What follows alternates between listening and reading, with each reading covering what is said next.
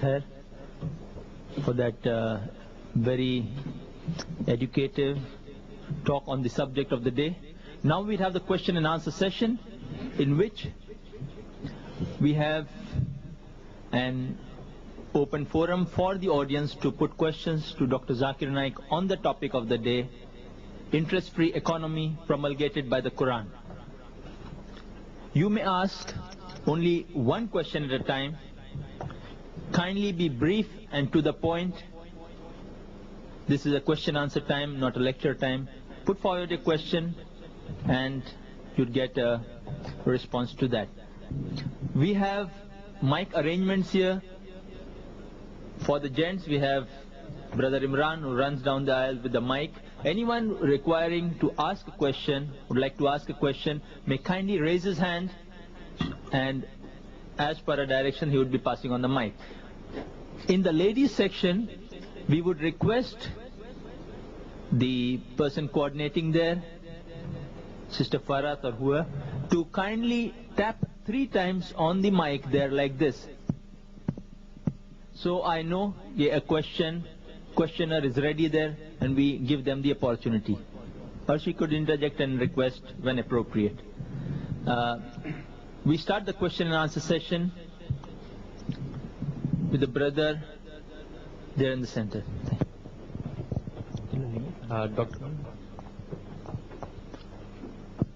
Dr. Zakir Naik, I want to ask you about the time period you quoted that suppose for 2 years a certain amount has been invested in the bank, and suppose the entrepreneur fails to earn a profit or a loss in the 2 years and it takes time, so the bank is liable to take the money back or not?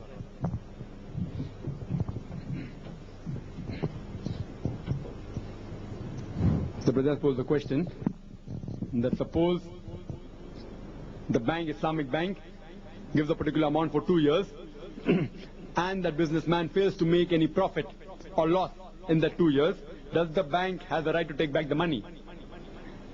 It depends upon the condition. If the term fixed for the loan taken from the Islamic bank is 2 years, then the bank has a right to take back the money, irrespective whether it makes a profit or loss. But if the bank feels that if another 6 months is given to the businessman, maybe he will make a profit, the bank can surely extend the period to 2.5 years or to 3 years, depending upon how productive is the business. It depends on the discretion of the bank. Hope that answers the question.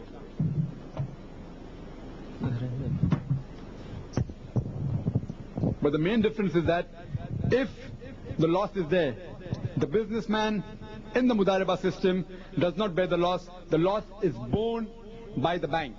So the businessman is yet not going any loss, direct loss. The loss is borne by the Islamic bank. Hope that answers the question. Excuse me, my question to you is in connection with the housing loan and all that is given to people by the banks. Could you please tell what is the system under the Islamic law, under the Islamic banking, which helps people to obtain at least a shelter for themselves? Brother posed the question that suppose a person, he wants to buy a house, and if he wants a loan, how does the modern bank differ in giving loan for housing as compared to the Islamic bank? The main difference is that in the modern bank, suppose you want a loan for buying a house, but naturally you should have a particular percentage. It may be 25% or 50% of that house, or 40%, whatever the bank has as rules, you have to pay of that house. 25%, 40% or 50% of that house, initially you have to pay. The remaining balance, 75% or 60% or 50%, it's paid by the bank. And suppose the house cost for 3 lakhs, or cost for 4 lakhs. The initial 1 lakh you paid, the remaining 3 lakh is paid by the modern bank. And say you want a time period of 5 years. So the modern bank take into account that 3 lakh loan has been taken from the modern bank. You will be repaying it in 3 years' time. And the interest rate for 3 years is calculated, whatever the amount will be. It may be 40,000 or 50,000 rupees. So it calculates the initial loan it has given you plus the interest. Say the interest is about 50,000. So the 3 lakh loan and 50,000 interest is paid in a period of 3 years. 3,50,000 is paid in installments. This 3,50,000 is divided by the number of months. That is 36 months. So every month you pay an installment of say somewhere around close to 10,000 rupees, 9,500, whatever it is, you pay. So the system of the modern bank is based on interest. The amount it has given you loan and the time period you take, the loan plus interest is the installments you pay. But natural, since it involves riba, it involves interest, it is haram in Islam. The system of the Islamic banking is different. There are various different types of systems. The loan that you take from the Islamic bank, there are various ways in which you can take loans. Different banks have got different schemes. Some banks have the scheme that suppose you pay part.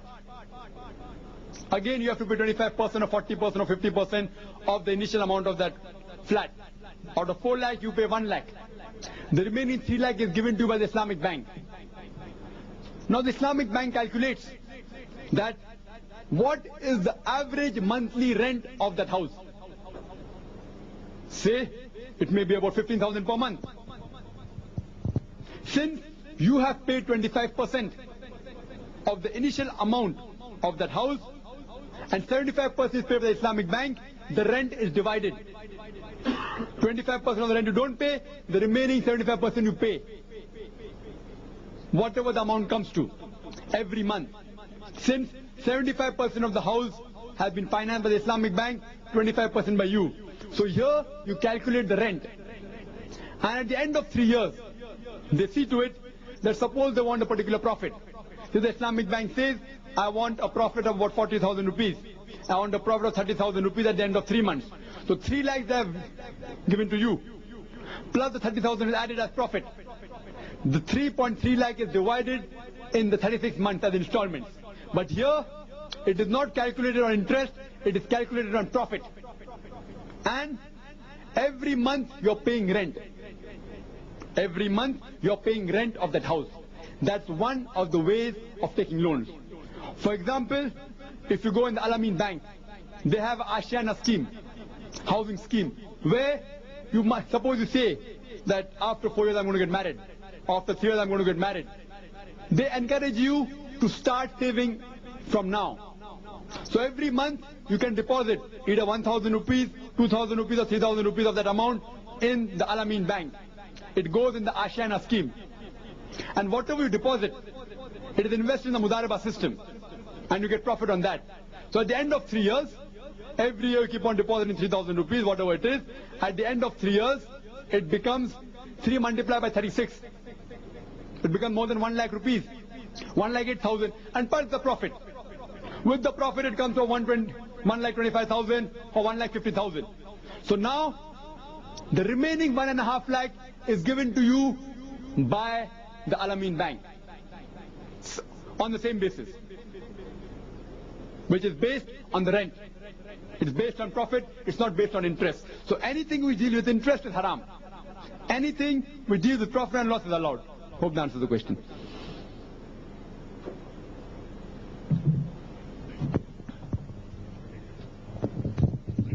Any question from the ladies' side? Assalamu alaikum. Assalamu alaikum.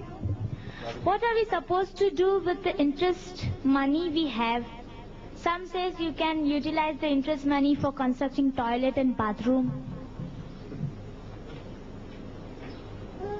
The sister posed the question that what are we supposed to do with the interest money we have?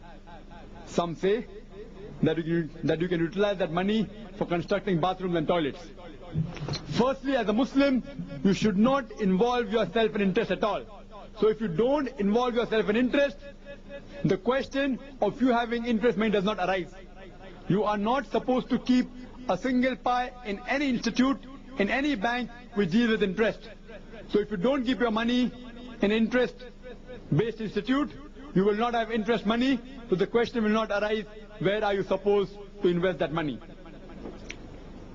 Suppose,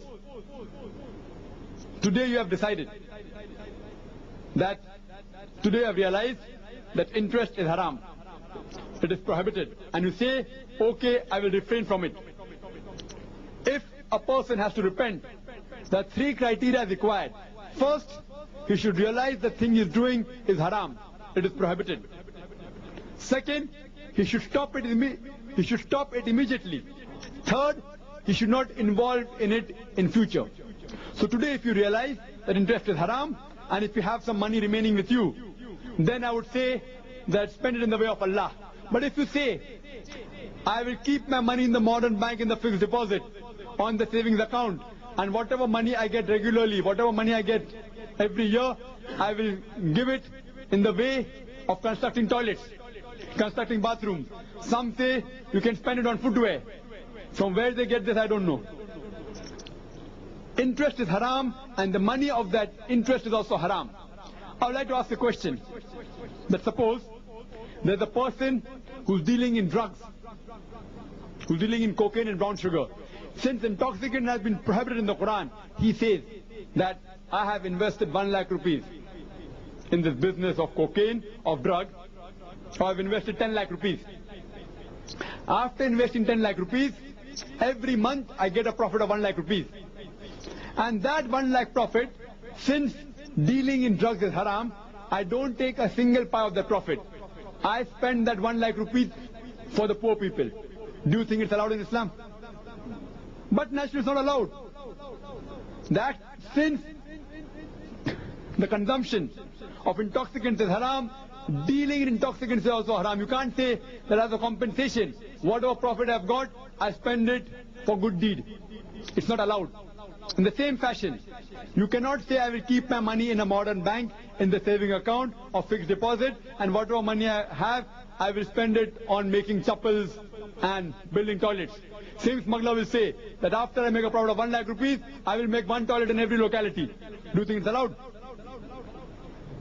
He may, in his business of dealing with drugs, he may have ruined hundreds and thousands of lives, which may be costing more than crores of rupees. This 1 lakh is negligible. So you can't compensate by saying, whatever money I have, I will spend it for building bathrooms or chapels. Interest is haram. You are not supposed to keep your money in any institute which involves with interest. So if you don't have the money, the question of spending it does not arise. But today if you have decided that interest is haram, and whatever backlog you have, inshallah you can spend in the way of Allah, and Allah will accept it. I hope that answers the question. Next. Zakir bhai, you have very well proved that taking interest is prohibited in the Quran and Hadith. I do agree with it. But is giving interest also haram?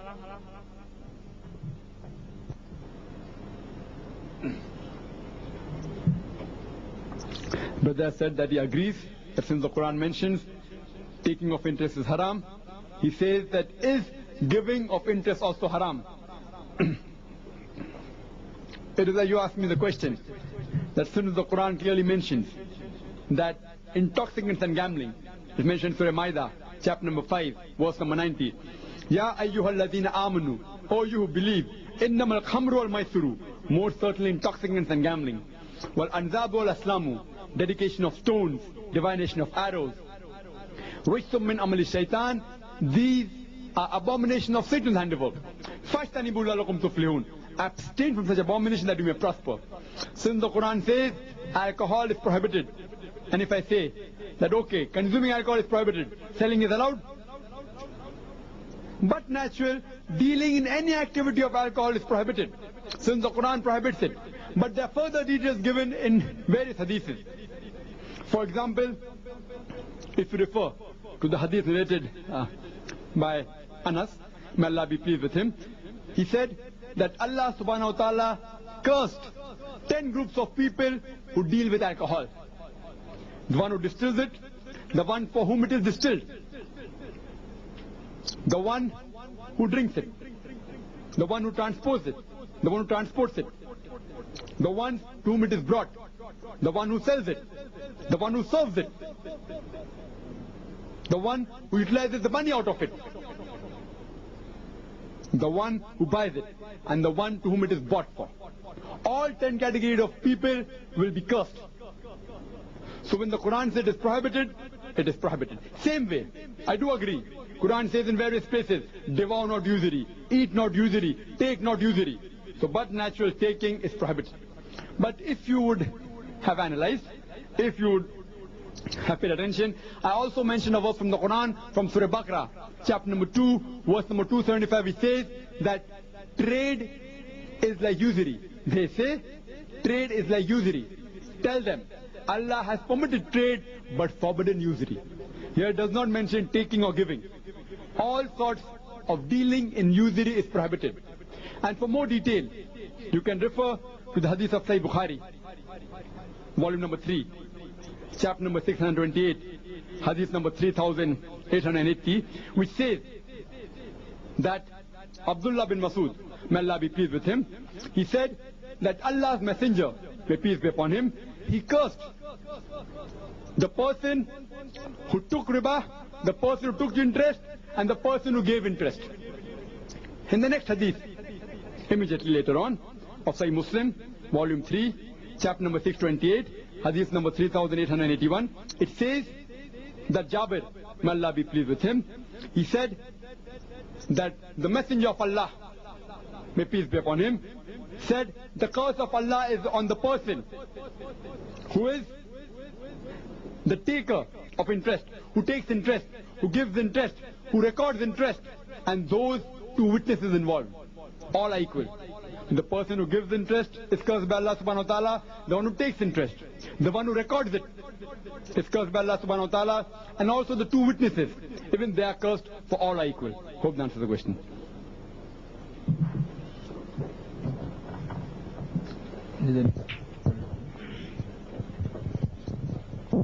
Hello. Yeah.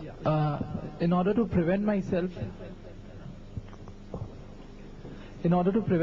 from taking interest, why don't I invest in a current account that does not involve any interest? So how is that different from an Islamic account?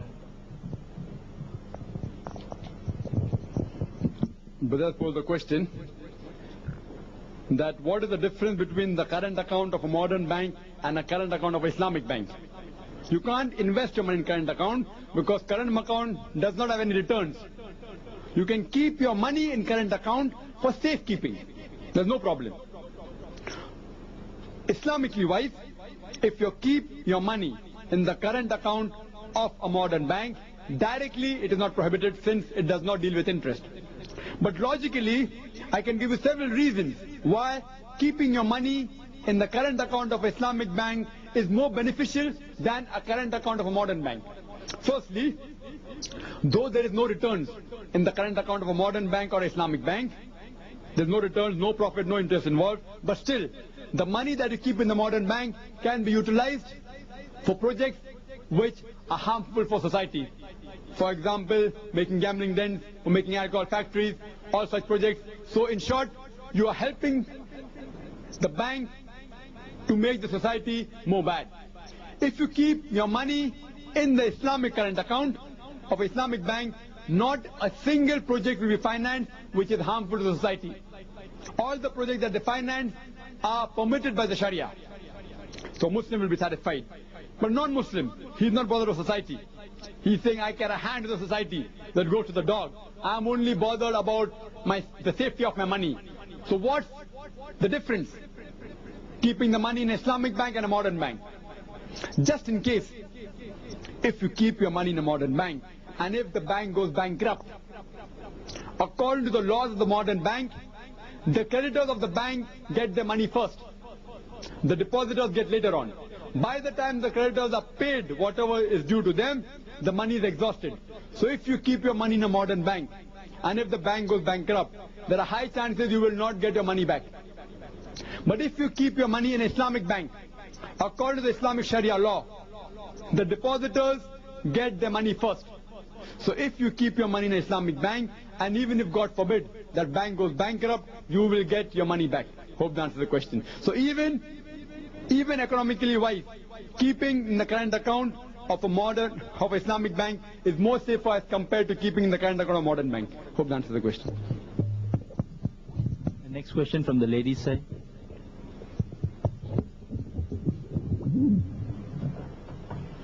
Isn't the service charge taken by the Islamic bank similar to the interest charged by the modern bank? Is it in the same concept with the change of words to attract the Muslims?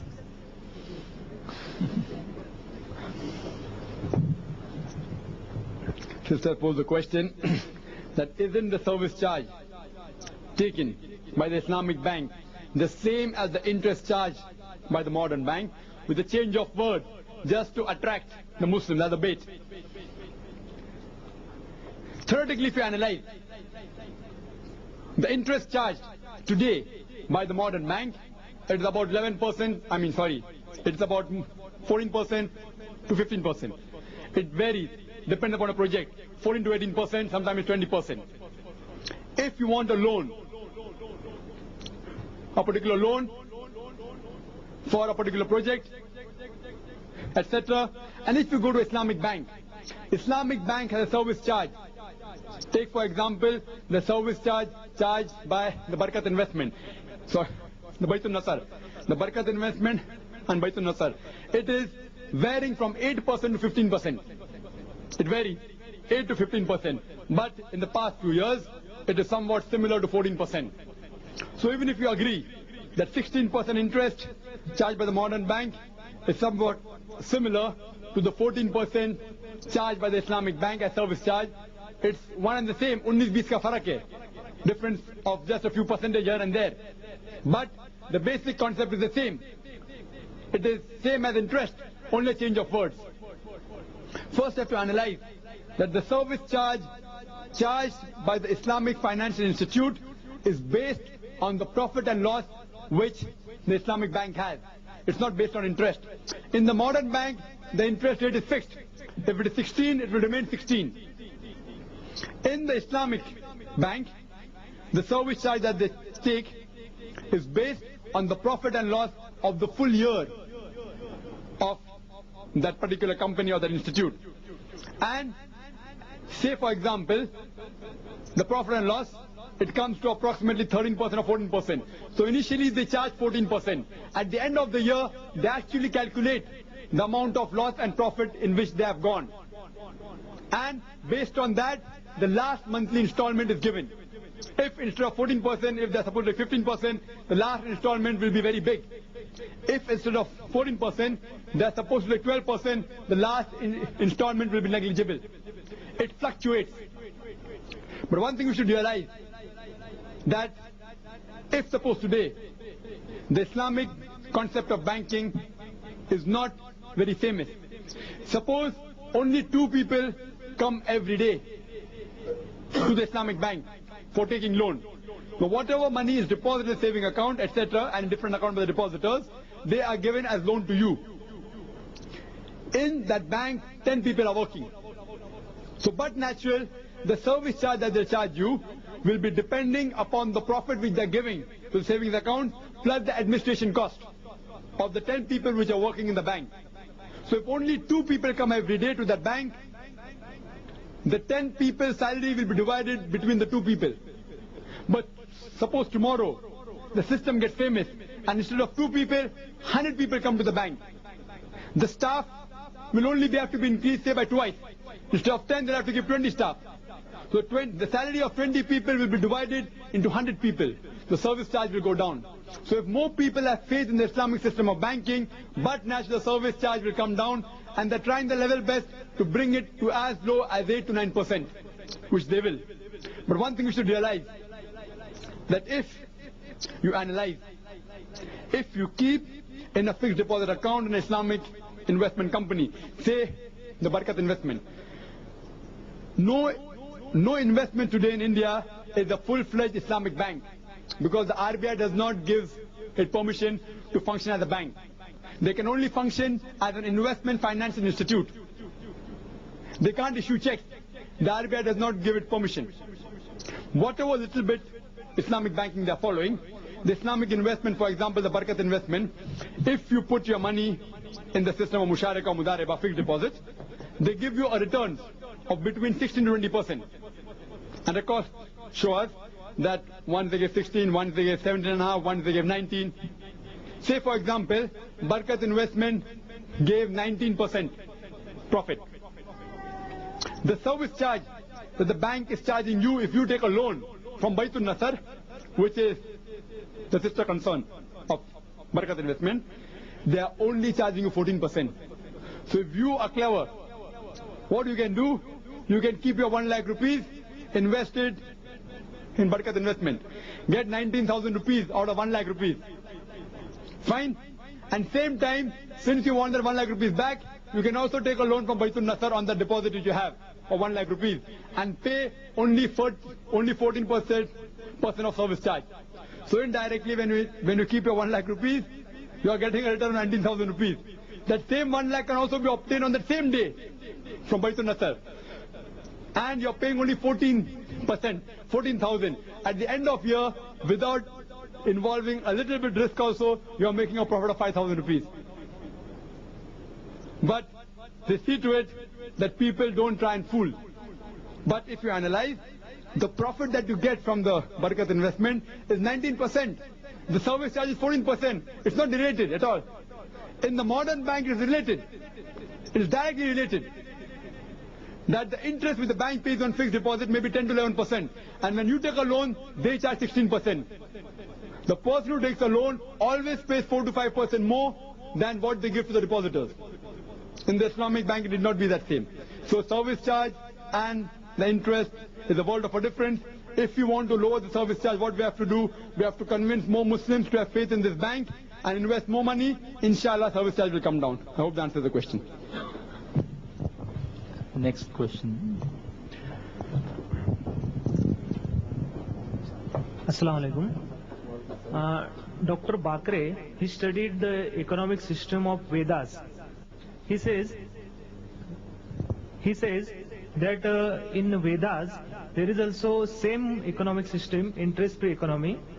And he also claims that if you implement in India that system, the economic imbalance, we can make our society economically balanced. So exactly in Vedas, actually same system of economic is there. If there is the same system as of Quran, then can we say that writer of that Veda is one of the prophets of Islam? Brother posed the question. Person by the name of Dr. Bakre.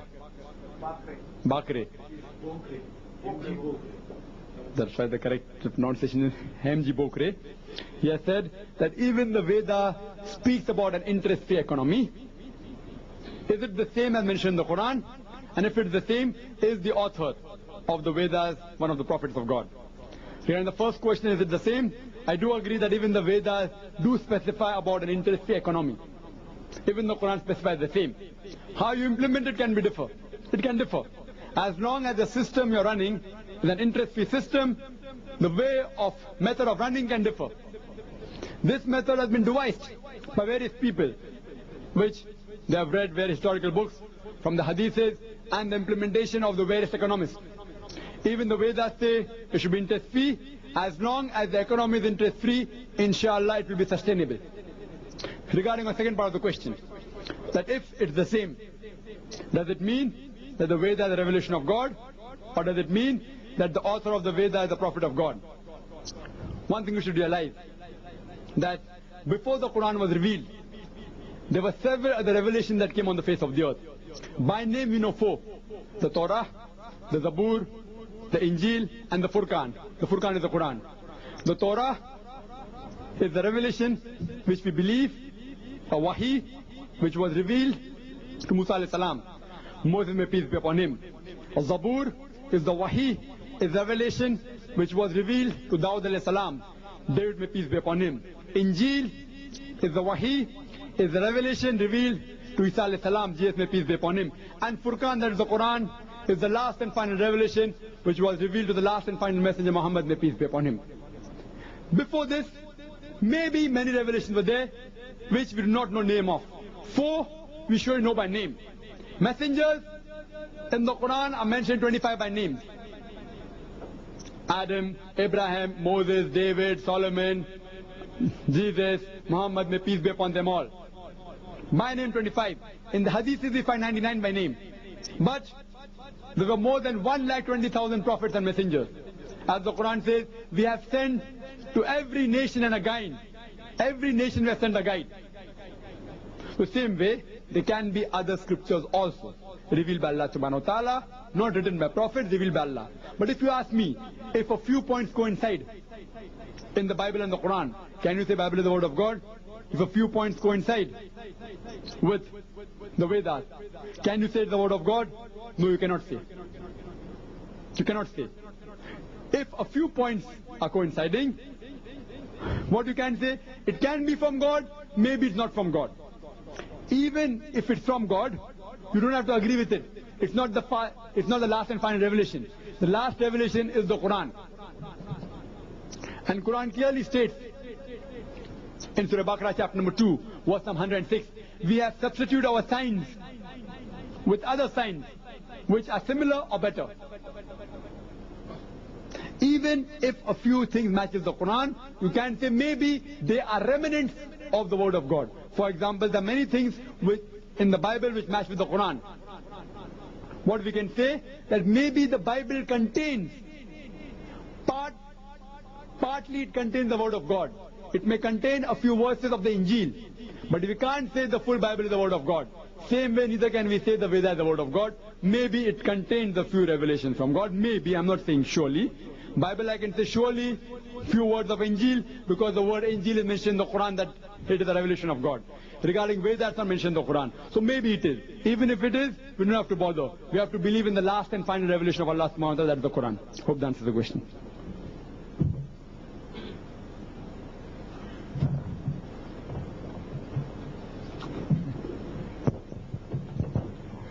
Dr. Zakir Naik, how about working in the bank?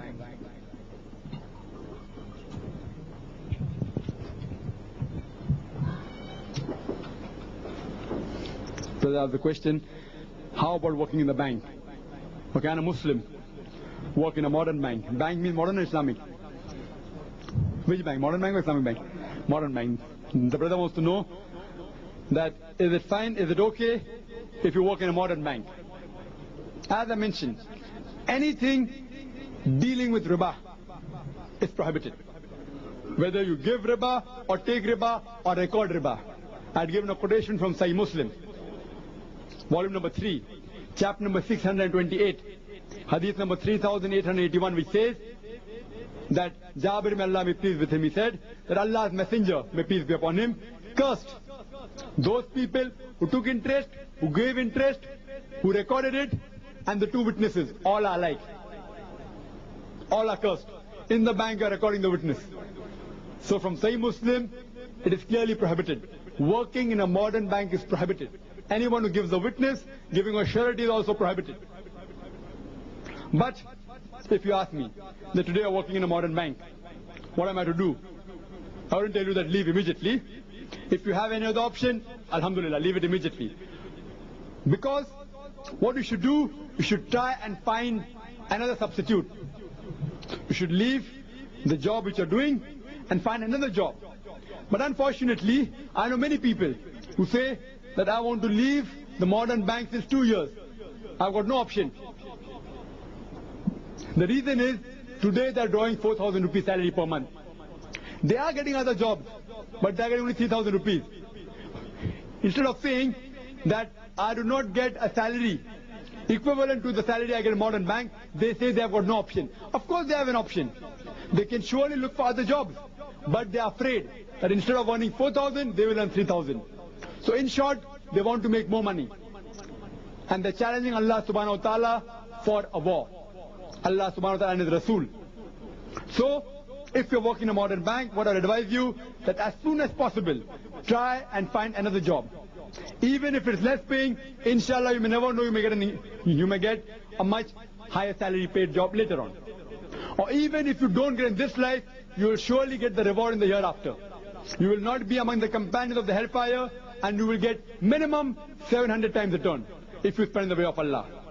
But if today, if you say that I am working in a modern bank so that I understand the system of the modern economics, so in future, after a year or so, I can start an Islamic bank.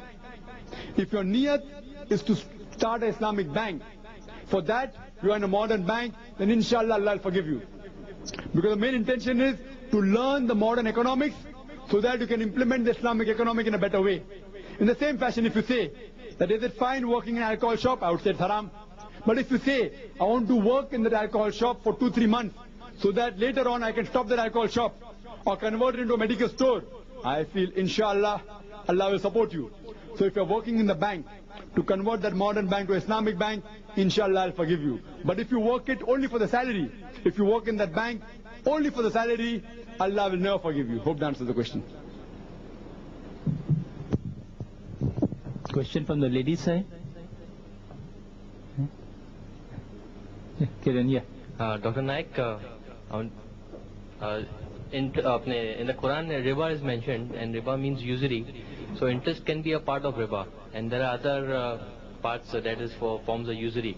So if a project is to be passed for trade is going on, and there are various bureaucratic circles here in India, we've got to pass through projects, and it requires bribes and all that. So if in doing so, if we put that money into that, and later on we get the profit by giving bribes and okaying the thing from the officers and all, and is that usury or what? So let's pose the question that since we are living in a system which involves a lot of interest, and if you want to do a business project, whatever riba money you get, you can use it for bribing.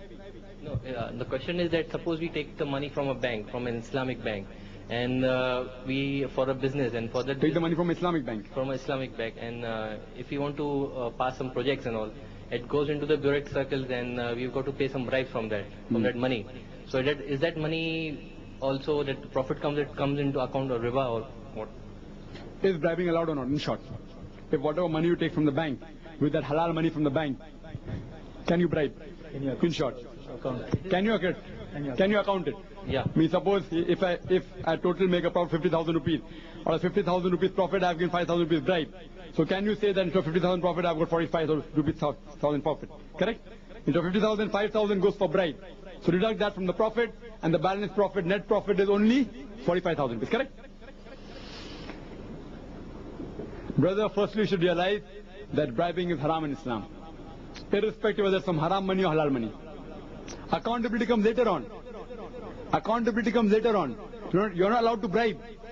It's clearly mentioned in the Quran, in Surah Baqarah, chapter number 2, verse number 188. It says that squander not your wealth amongst yourself in vanities, nor use it as a bait to the judges. Bait to the judges means bribe. Do not use your wealth as a bait to the judges, so that you may eat up other people's property knowingly or unknowingly. You give a bribe so that you eat other people's property. It's haram in Islam. Quran prohibits it in Surah Baqarah, chapter number 2, verse number 188. And again, it says giving bribery is haram. You say, can I take bribery? Again refer to the hadith. It's clearly mentioned in the hadith of Ahmad that anyone who takes bribe, who gives bribe, and the middleman, all three are cursed by Allah subhanahu wa ta'ala. So bribing is haram. The question does not arise whether you can account for it or not. Islamically wise, you can't bribe. If you tell that Islamic banker, I'm going to bribe, he'll say, then don't take the money. In India they may allow you, I don't know. In Islamic Sharia, actual Sharia, if you say, I want to use that money for making an alcohol factory, it's haram. Alcohol is haram, you can't utilize that money for alcohol factory. If you say, I want to utilize the money for bribing, and in the Islamic law, you can't use that money for bribing. Unknowingly do it, if you cheat them, fine, you can't cheat Allah subhanahu wa ta'ala. So bribing is haram, irrespective whether it's accountable or not, it's haram. Hope that answers the question. Yeah, a question from the lady side. Is insurance allowed in Islam, especially life insurance? If not, is there any other alternative or any Islamic solution to it?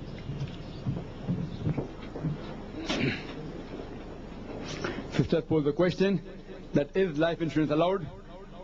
Is insurance allowed? Especially life insurance. And if it's not allowed, is there any other alternative or is there any other solution? The concept of insurance is a very old concept. The people of the community, they pull in the money, and the money is utilized at the 11th hour. Maybe you have an accident, in case of emergency, that pooled money is utilized. It's a very good concept. But coming to life insurance, is it allowed? According to a fatwa given by Maulana Muhammad Abu Zahar of Egypt, he said that insurance on cars for its repairs is lawful, though in itself it is unlawful. The insurance on the cars for its repairs is lawful, though in itself it is unlawful. Overall, it's allowed. As a system, insurance, the way it operates is unlawful. But for cars and repairs, it's allowed. But life insurance, in which you give a monthly installment, and if any mishap takes place, you get your full amount or double the amount. And at the end, if you survive, you get your full amount along with profit. This is nothing but riba. So in short, any investment, whether it be life insurance or car insurance or property insurance, if it involves riba, it is haram. Any investment which deals riba, it's haram. Today that we have today, the Life Insurance Corporation, as far as my knowledge goes, the major of the investment is in fixed money market. That is, it is interest based. So whatever money, suppose you record a policy of about 1 lakh for about 10 years. So each year you keep on paying 1 lakh rupees. Each year. So each month you pay an installment for a particular 1,000 rupees. And if you die of an accident in between, even though you have paid only 2 months installment, you get double the amount. You get 20 lakh rupees. If you die a natural death, you get the full amount before maturity. But if you survive for 10 years without dying, you get your full 10 lakh rupees along with profit. Now where do they give this profit from? The major investment of the Life Insurance Corporation here is in fixed money market, which is riba based, interest based, it's haram. If you know of any institute which gives insurance which is not based on money market but based on shares, equity, it's allowed. Recently, a few days ago, I came across a firm called the Golden Bond, which operates in London, in England. There, you invest an amount. The minimum amount that you have to invest there is £2,500. That's about 1.25 lakh rupees. And after you invest that amount, they take that money and invest it in shares and equity, which is allowed in Islam. Shares and equity. They don't invest in fixed money market. And they say that they will give you a return of approximately 7.5%. Approximately. And they give an additional facility that in case if you die, you get an extra bonus. So these sort of investment, which does not deal with riba, it's allowed. But the present life insurance, as far as my knowledge goes, it deals mainly in fixed money market, which is not allowed. It is haram. Insurance not dealing in fixed money market, not dealing with riba, it's allowed. If you're dealing with riba, it's haram. This is in short. Regarding, is there any alternative? Is there an Islamic solution? Can you have a life insurance company based only on the Sharia? Like how you have the Islamic banking based on Sharia, can you have a life insurance company based only on Sharia? Yes, why not? You can have. And a very good solution was given by Mufti Muhammad Shafi of Karachi, Darul Ulm of Pakistan. He said that we can surely have a life insurance system based on the Islamic Sharia. He says that how you give monthly premium, monthly installment life insurance. You also in the Islamic life insurance, you keep on paying a monthly a certain amount. That amount which you give as monthly installment is invested in the Mudaribah system. Now whatever profit that you get from the money invested, a particular share, say 1/4 or 1/3 of the profit, you keep it separately as waqf. Your initial amount is invested in Mudaribah system. Whatever profit you have, 1/3 or 1/4, keep it separately as waqf. Now if suppose any of the shareholders, any people who are involved with life insurance company which is Islamically based, if they have some problem like accident, you can give them medical aid from that waqf. And you can keep a fixed limit that if certain fracture takes place, you'll give a certain amount. If that takes place an accident, you'll give a certain amount. If that takes place to a disease, you'll give a certain amount. You can lay down the condition. Islam gives you permission that you're allowed to utilize your own waqf money, since it's part of your profit, which is pooled. But There can be loopholes. In the modern system of life insurance company that you have to pay monthly installment. And if you stop paying the monthly installment, all your previous money is gone. It is null and void. They do not give a single pi back. If you stop paying the monthly installment, the premium, all your previous money that were put in the life insurance corporation, it is forfeited. Islam does not allow you to forfeit anyone else's money. But if you don't have this rule, people will invest in the life insurance company according to the Sharia. Say if it's for 5 years, 6 years, they may stop paying after 5 months or 6 months. So you can make a format that anyone who invests, the scheme should be for approximately 5 years or 7 years or 10 years. If you stop paying anytime in between, you will only get your capital sum after 5 years, after 10 years. Keep a fixed period. You start paying today. After 5 months you stop paying. You will not get your money back immediately. You will only get after 5 years, after 10 years, whichever has been laid out on the Sharia board of that company. And secondly, if you stop paying before reaching half the time stipulated, say the insurance policy is for 5 years or 10 years, if it's for 5 years, if you stop paying before 2.5 years, then all the profit of your money which you paid for 1 year or 2 years is forfeited. But the capital sum you will get back after 5 years or after 10 years. But if you stop paying after half the time, you will get the profit. So it is also very much viable. It's possible to run a life insurance company based on the Islamic Sharia. I hope that answers the question.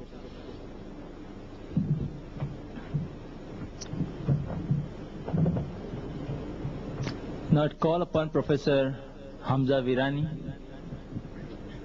To Shoaib, is it? Yes. Yeah, I'd call upon Dr. Shoaib to present. Any question? To present the vote of thanks.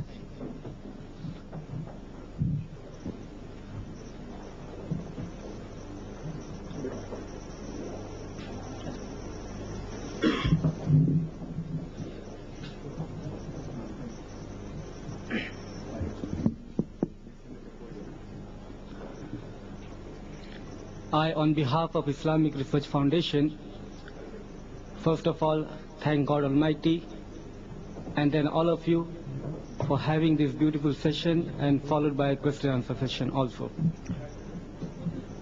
Inshallah, next Sunday, same timing at 10:45 a.m., there will be a symposium on the subject of Was Christ Crucified, shared by Professor Hamza Virani and inshallah myself.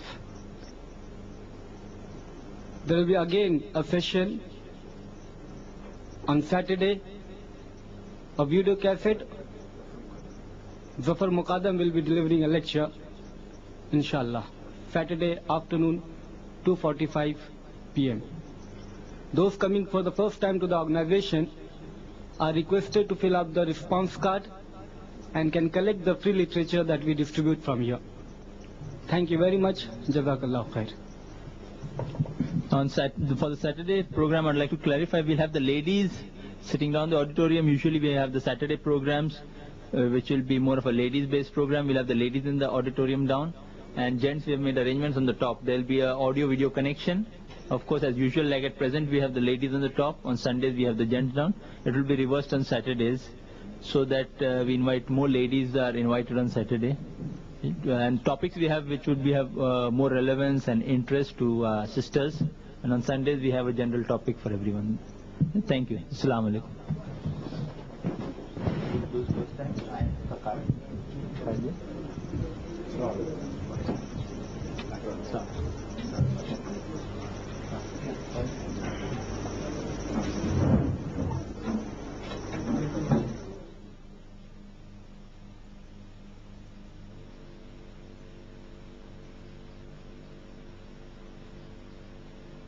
Allah